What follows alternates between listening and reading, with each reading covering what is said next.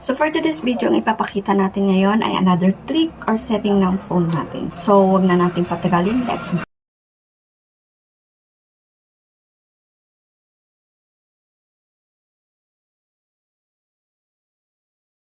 Isang setting ay yung mga icon dito sa taas. Di ba po, pag one finger ang gamitin natin, so balit dalawang swipe po para lumabas lahat ng icons.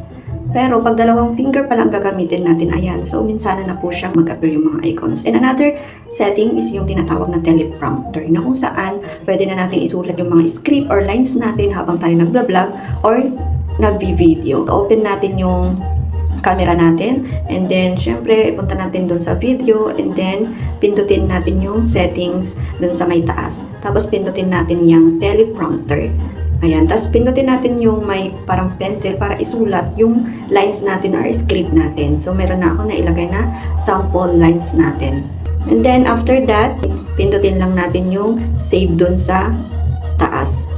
And then, ayan yung adjustment dito. I-adjust natin yung text size. Ayan. Dito naman sa baba yung scrolling speed. So, pag okay na, pindutin na natin yung video.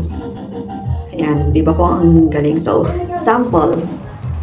Hi guys! For today's video, ang ipapakita kong video ay yung tinatawag na teleprompter na kung saan pwede na natin isulat. O, di ba? Ang galing. Yan lang po. Thank you for watching, and don't forget to like, comment, and share. Follow for more.